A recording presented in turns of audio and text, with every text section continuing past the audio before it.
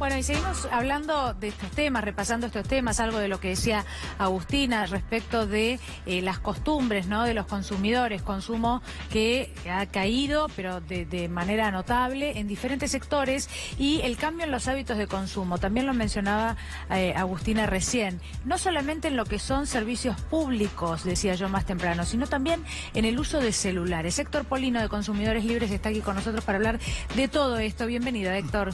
Gracias por la invitación. ¿Qué tal? Gracias por estar aquí. A mí me sorprendía lo de los celulares y servicios públicos, incluyo el transporte también, porque digo, el transporte es eso que uno no puede dejar de utilizar. ¿Cómo hace, no? Bueno, como decía Agustina, va caminando algunas cuadras para tomar un solo transporte en vez de dos. Y estos no son los últimos aumentos, porque están previstos nuevos aumentos. Sí, por sí. ejemplo, en el transporte de colectivos, depende el recorrido, si de 0 a 3 kilómetros, si de 3 a 6 kilómetros, si es más de 6 kilómetros. Pero tomemos, por ejemplo, de 0 a 3 kilómetros. Estaba en diciembre 15 pesos. En enero, el 12 de enero, se fue a 16,50. Ahora se va a partir del día de mañana a... No, a partir del día de mañana a 16,50. Sí. Y a partir del 15 de marzo se va a 18 pesos. 18 pesos. De 3 a 6 kilómetros estaba el 12 de enero 16,50. Mañana se va a 18 pesos. Y el 15 de marzo a 20 pesos. Héctor, ¿y con estos aumentos el gobierno pretende ganar la elección? El gobierno lo que pretende es bajar subsidios por exigencias del Fondo Monetario Internacional, pero evidentemente con estos aumentos, más los aumentos en el boleto de trenes, boleto de subterráneo, energía eléctrica, gas natural, agua potable, más los aumentos de la canasta escolar, los aumentos de la canasta básica de alimentos, evidentemente se le va a hacer bastante complicado, bastante difícil pretender ganar la elección, ¿no? Porque los salarios no van a aumentar en la misma proporción y los haberes de los jubilados y pensionados tampoco. De modo que la pérdida en la capacidad de compra de los salarios, que se viene registrando desde hace casi 3 años, va a continuar durante todo este año. Y algunos dicen, yo venía ahora en un taxi y escuchaba una radio que decía que este año la inflación va a ser menor que el año anterior. No sé en qué basan esos datos. Por ejemplo, en el relevamiento de precios de Consumidores Libres de la canasta de alimentos, en enero aumentó el 2,78%. El año pasado, enero del año pasado, 1,27%. Es decir, que en enero de este año ya tenemos los alimentos que aumentaron más del doble que en enero del año 2018. Cuando se aprobó el presupuesto de gastos y recursos por el Congreso para el año 2018, previó una pauta inflacionaria del 25%. El gobierno había previsto al comienzo del año del 10%. Cuando se aprueba el presupuesto, se eleva al 28% y terminamos en un 47,6%. Este año el Congreso, en lugar de 23% como previó para el año 2018, previó 30% para el año 2019. Y el dato concreto que tenemos, que te acabo de dar, del mes de enero, supera la canasta básica de alimentos, un aumento casi más del doble del que hubo en enero del año anterior. De modo que los que están diciendo que este año la inflación va a ser menor que la del año pasado. Mirá, en mayo del año pasado, en un programa de televisión de otro medio, me preguntan, todos los economistas en ese momento, la inmensa mayoría, prevían una pauta inflacionaria para el año 2018 del 30%. De acuerdo a los datos que yo tenía, dije en ese momento que me parecía que iba a ser entre el 40 y el 45%. ¿Y de qué lo acusaban cuando dijo eso? Llegaron un grito como... y terminamos en el 47,6%. Este año está sucediendo lo mismo. La inflación va a bajar. Muy bien, pero ¿en qué se basan? Los datos que tenemos hasta el día de hoy, estos que te di y muchos otros que podrían darte, todos indican que va a ser por lo menos igual a lo que fue el año anterior. Estará 5 puntos más, 5 puntos menos, porque es muy difícil de enero prever a diciembre, con un proceso electoral además de por medio. Pero todo indica que el proceso inflacionario va a ser alto, va a ser alto. El agua potable aumentó el 1 de enero el 17%. Se aprobó ya está aprobado a partir del 1 de mayo un 27% de aumento. Bueno, se vienen aumentos en el gas también. En el gas tenemos una audiencia pública ahora el día 25 de este mes, que es importante que la gente se anote y vaya y participe, porque no nos quejemos después, concurramos a las audiencias públicas. Es el 25 de febrero. Se va a realizar en Barracas, en el Centro de Diseño del Gobierno de la Ciudad de Buenos Aires. Hay que anotarse previamente como oyente o como orador en el Enargas. Concurra la gente. Es que muchos dicen que no modifica nada, porque al no ser vinculante, no decidirse nada que sea mandatorio, en realidad, bueno, se expone y después los aumentos salen tal como ingresaron. Tenés razón.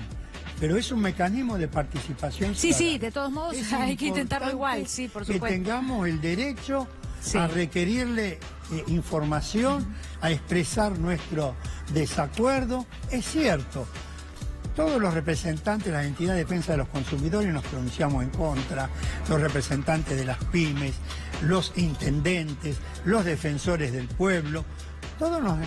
Bueno, muy bien, que quede bien en claro que la resolución que toma va en contradicción de la opinión, de los argumentos que exponen... Claro, Héctor, pero vos tenemos un gobierno, ayer el presidente, y lo señalábamos con Daniela, en San Luis decía que, él dijo en un medio de San Luis, que la Argentina vivía por arriba de sus posibilidades en el gobierno anterior, que vivíamos en una irrealidad. Esto es lo que nos dice el gobierno constantemente sobre lo que se pagaba hace unos años. Me refiero a la luz, al gas, al transporte, al agua. Frente a esto, ¿usted qué responde, que defiende a los consumidores? Que es cierto que muchos usuarios pagaban una tarifa barata, es cierto, y que había que reajustarla. Pero no se puede un subsidio que rigió durante 12 años quitar en 3 años y medio, desde mediados del 2016 a octubre del año 2019. Pero además hay que analizar lo siguiente: las empresas no estuvieron perdiendo plata, las empresas recibieron subsidios por parte del Estado. Y hoy, ¿por qué permitimos que con estas tarifas, estos tarifazos, las empresas estén teniendo el nivel de rentabilidad que tienen, que es un verdadero escándalo? Analicemos los balances de las empresas de gas y de energía eléctrica, además con un servicio pésimo. Cada vez que se eleva la temperatura se corta la luz en el área de concesión de Denor y de Sur. Pero además, ni siquiera Héctor, te atienden el teléfono para darle una respuesta al usuario. Es verdad, pero recién Adrián mencionaba el caso de los subsidios, ¿no? Y hablábamos del monitoreo de la misión del Fondo Monetario Internacional y este objetivo de reducir los montos en subsidios. En el caso de la energía eléctrica, que usted lo estaba mencionando, no sé si en el gas pasa lo mismo, tal vez usted tenga mejor información, pero se han incrementado los subsidios de un monto de unos 120.000 millones a unos 180.000 millones. Exactamente. Es decir, el Estado pone más dinero, todos pagamos más y aún así no se llega a cubrir el 50% del costo. Estoy hablando de energía eléctrica, ¿no? Lo cual hace que los números no den por ningún lado, porque no es que uno paga más y dice, bueno, estamos pagando más, entonces el problema está en vías de solucionarse, ¿no? Sino que por el contrario, o sea, es cada vez más difícil.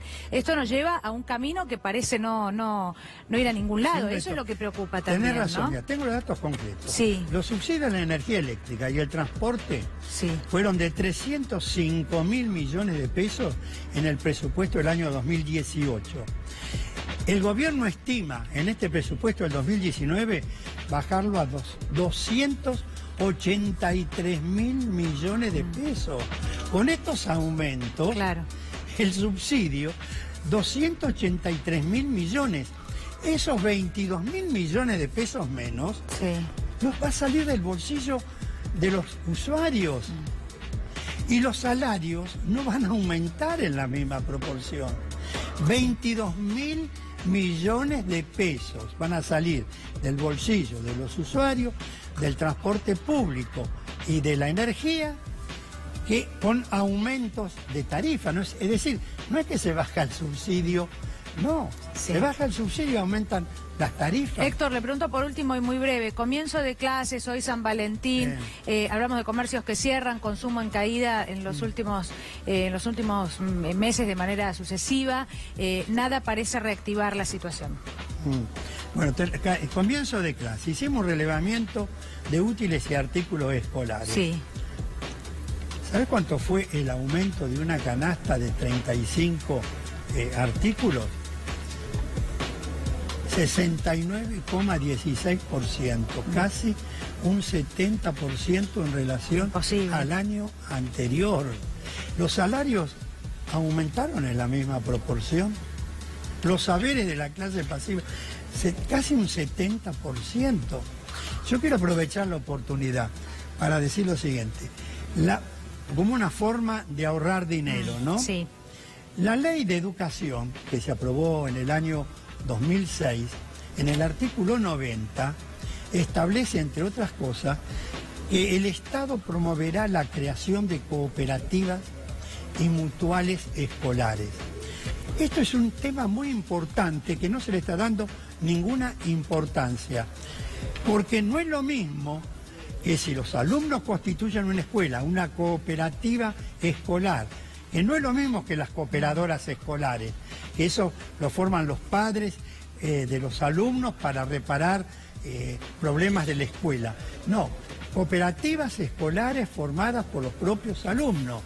Bueno, no es lo mismo ir a comprar una cartuchera o un cuaderno, que la cooperativa escolar vaya y compre 300 cuadernos, 300 cartucheros, ¿no?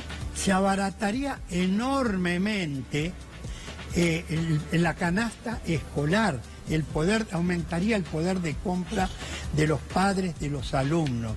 Sería muy importante que el gobierno nacional cumpla con la ley que se aprobó en el año 2006 de educación, que en el artículo 90 le obliga al gobierno a promover la creación de cooperativas y mutuales escolares. Bien. Esto sería muy importante. Héctor, muchísimas gracias por haber venido como siempre. Gracias. Gracias.